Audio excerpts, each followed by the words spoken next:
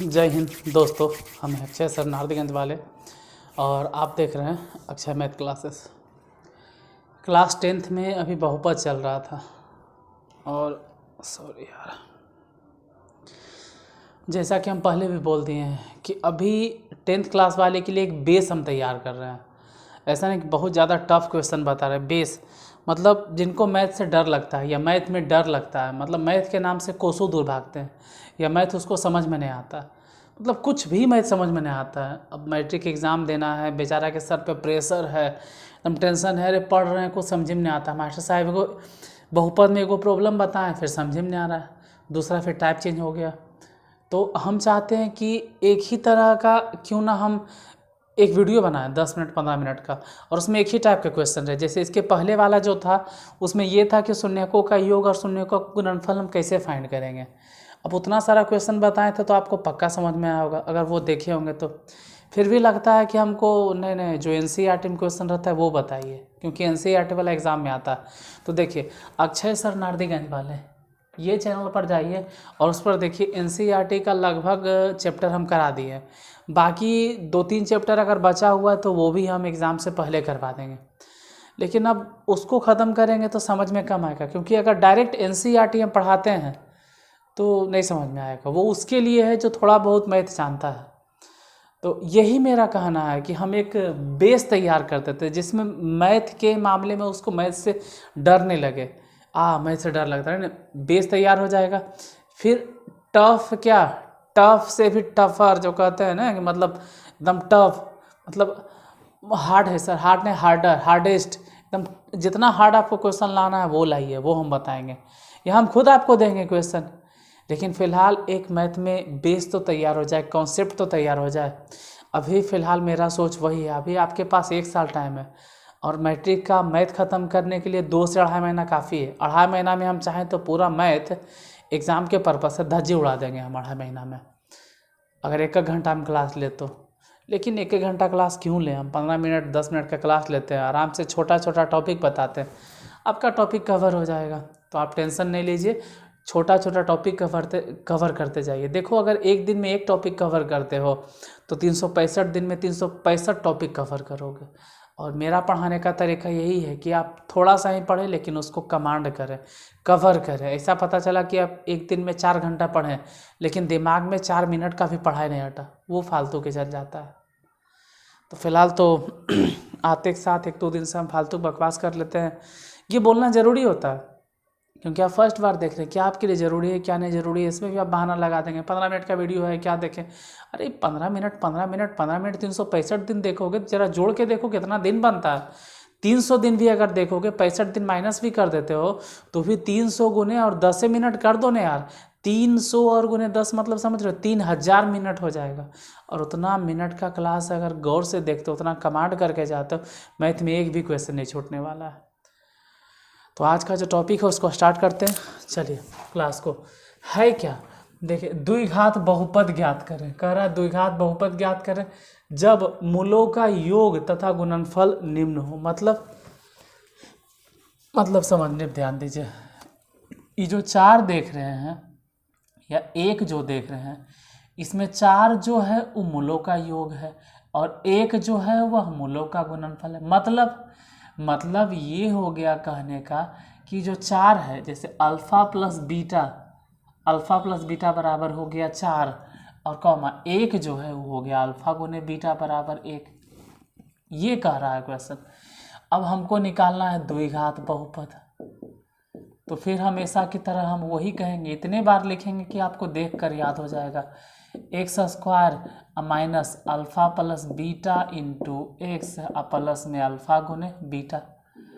अब ज़रा सोचो कि x² तो x² है, माइनस अल्फ़ा प्लस बीटा क्या लिखें, अल्फ़ा प्लस बीटा मतलब शून्यकों का योग, और वो तो देले है 4 तो लिख दो 4x और x तो x रह गया, अल्फ़ा प्लस बीटा मैंने कितना 1, तो ये जो लिखे हैं ना x² माइनस 4x, यही आंसर हो जाएगा।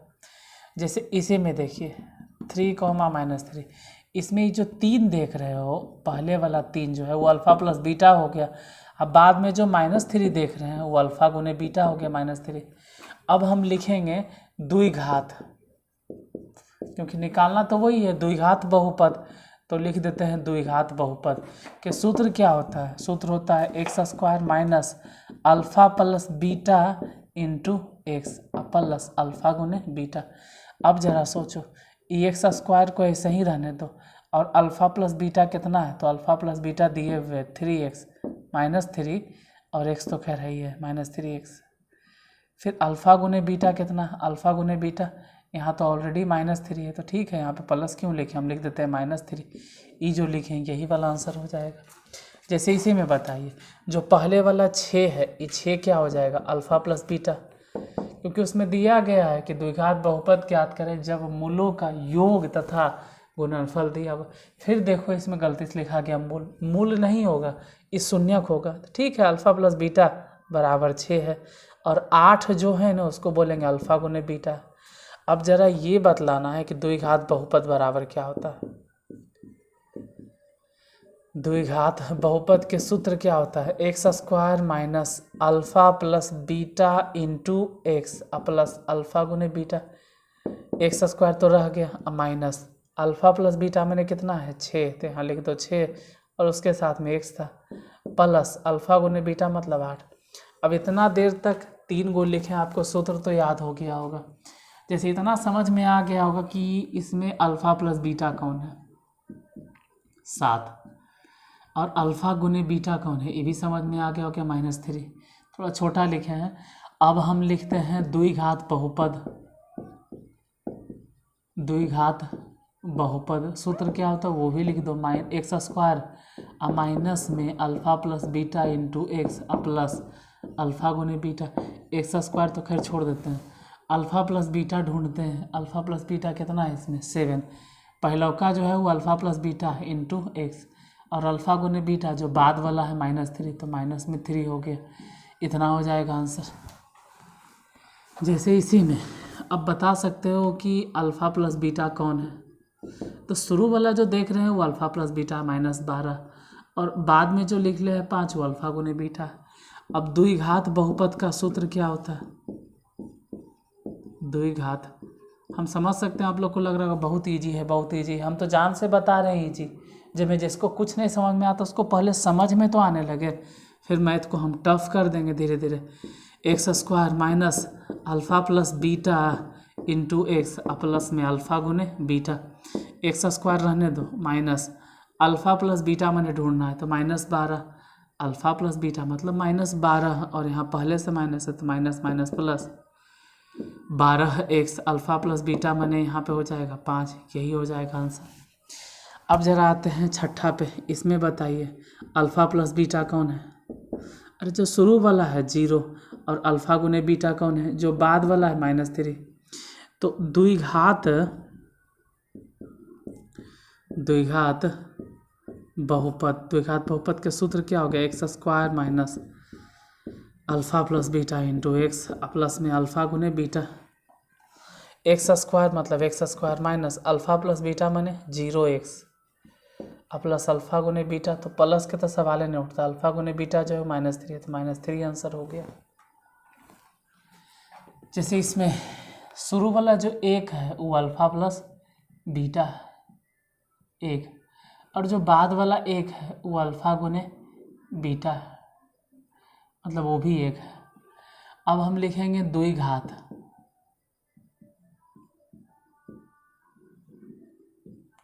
बहुपद के सूत्र क्या होता है, x square minus alpha plus beta into x plus alpha गुने बीटा। कम से कम इतना देखकर याद तो हो जाएगा द्विघात बहुपद का सूत्र क्या होता है। ठीक है, x square minus alpha plus beta मतलब वो तो डायरेक्ट 1 है तो 1x हो जाएगा और अल्फ़ा गुने बीटा मतलब 1। अब इसमें ज़रा बताइए ये जो 6 है क्या है, पहले वाला जो 6 लिख ले वो अल्फ़ा प्लस बीटा और 3 जो है उसको बोलेंगे अल्फ़ा गुने बीटा। जल्दी जल्दी में छोटा लिखा जाता है। अब पूछेंगे कि द्विघात बहुपद क्या है, 8 बार 10 बार सेम चीज़ बार बार रिपीट करने का यही पर्पस होता है कि कहीं तो आप समझ जाएं। X square minus alpha plus beta into x, क्योंकि बहुत सारा स्टूडेंट होता है जिसको कहता है मैथ समझ में नहीं आता, डर लगता है कैसे यार सेम टाइप से आपको 20 को क्वेश्चन बता दिया जाएगा तो डर तो ख़त्म हो जाना चाहिए। फिर धीरे धीरे थोड़ा सा टफ, फिर थोड़ा सा भारी और हार्ड क्वेश्चन बनाने का प्रयास करो। लेकिन पहले बनाना तो सीखो, छोटा छोटा हिसाब। अल्फ़ा प्लस बीटा माने कितना, 6, माइनस में 6x, और अल्फ़ा गुने बीटा मतलब +3। तो ये हो गया आंसर। अब जैसे इसी में है तो इसमें -6 को हम लोग क्या बोलेंगे, ये जो -6 इसको कह सकते हैं कि अल्फ़ा प्लस बीटा है। जो 4 है इसको क्या बोलेंगे, अल्फ़ा प्लस बीटा नहीं, इसको अल्फ़ा गुने बीटा कहेंगे। अब हम ये पूछेंगे कि द्विघात बहुपद का सूत्र बोलो। देखो जो द्विघात बहुपद का होता है वही आगे जाके हम पढ़ाएंगे द्विघात समीकरण में। फ़र्क इतने है कि यहाँ पे 0 नहीं देते हैं, यहाँ द्विघात समीकरण में =0 देंगे, बस इतने का अंतर होता है। सूत्र हो गया x² minus alpha plus beta into x, वहाँ पर भी यही वाला फॉर्मूला चलेगा। और अल्फ़ा गुने बीटा, x² तो x² minus alpha plus beta मैंने तो है -6, तो माइनस माइनस प्लस 6x और प्लस अल्फ़ा गुने बीटा मतलब 4 हो गया। जैसे इसी में सोचो कि अल्फ़ा प्लस बीटा कौन है, अल्फ़ा प्लस बीटा हो जाएगा -6, और अल्फ़ा गुने बीटा कौन हो जाएगा, अल्फ़ा गुने बीटा हो जाएगा -4। अच्छा उधर तक तो दिखाई भी नहीं दे रहा होगा, उतना दूर हम लिख दिए, कोई बात नहीं। अब समझ तो गए होंगे कि हम क्या लिखे होंगे उधर, द्विघात बहुपद। वो नहीं हो दिखाई दे रहा तो कोई बात नहीं, आप समझ चुके हो कि हम क्या लिखे होंगे। सूत्र होता है x² minus alpha plus beta into x plus में अल्फ़ा गुने बीटा। x² तो x² है, माइनस अल्फ़ा प्लस बीटा मैंने कितना, अल्फ़ा प्लस बीटा मतलब ये जो देख रहे हैं -6, तो यहाँ तो पहले से माइनस है तो माइनस माइनस प्लस हो जाएगा 6, और अल्फ़ा गुने बीटा मतलब -4, तो -4 हो गया आंसर। अब हम 10 क्वेश्चन आपको बताएं, ठीक है, 10 क्वेश्चन बताए हैं। अब हम कुछ होमवर्क देने वाले हैं, 1 मिनट इतना पहले देख लेते हैं। देखिए कुछ होमवर्क देने वाले हैं।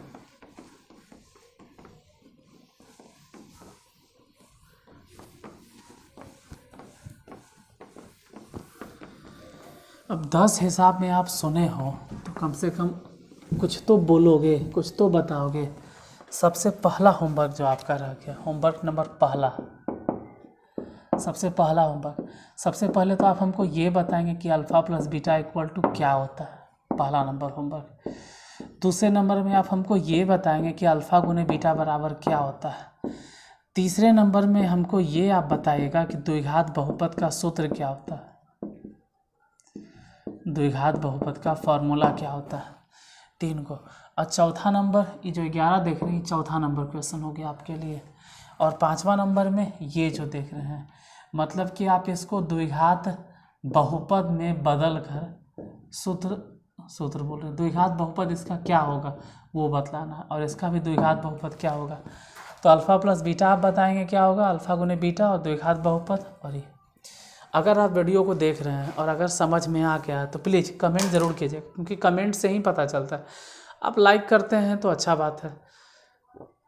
देखिए ये सब ढकोसली बातें हैं कि आप लाइक करते हैं तो आपको समझ में आ रहा है, ये सब थोड़ा सा मेरे बेनिफिट के लिए होता है। लेकिन अगर आपको सच में समझ में आया तो आप आंसर बताइए। अगर आप आंसर बताते हैं, आंसर कमेंट करते हैं, तो इसका मतलब है कि आपको पक्का समझ में आ गया। तब हमको भी आत्मसंतुष्टि मिलता है कि हाँ, हम जो पढ़ाए हैं सामने वाले के हक में लगा, मतलब उसको कुछ समझ में आया है। तो मेरा बताना भी एक तरह से सफल हो जाता है कि हाँ आप बताएं, कम से कम 10 स्टूडेंट समझ गया तो चलो अच्छा है। ऐसे तो 10 को उतने हम कोशिश करते हैं कि जो भी देखे उसको सबको समझ में आ जाए। कोई भी क्लास वाला स्टूडेंट अगर डायरेक्ट भी देखे तो उसको समझ में आ जाए, इस तरह से हम बताने का प्रयास करते हैं। तो अगर आप कमेंट करते हैं तभी हमको पता चलता है कि आप कितना समझे हैं या नहीं समझे हैं। लाइक तो अच्छा बात है, लाइक करते हैं, इसके लिए बहुत बहुत तहे दिल से आपका धन्यवाद कि आप वीडियो को लाइक करते हैं, शेयर करते हैं, कमेंट करते हैं, तो हमको पता चलता है कि हाँ आप समझ रहे हैं। उस हिसाब से हम थोड़ा सा मेहनत करते हैं। नहीं समझ में आ रहा है तो और ज़्यादा मेहनत करेंगे। ऐसे अपने हिसाब से तो अपने स्तर पे हम जितना हो सकता है उतना आपके लिए कर रहे हैं। इससे बेहतर भविष्य में और करने का प्रयास करेंगे कि इससे बेहतर करें। फ़िलहाल तो आज यहीं तक, ठीक है।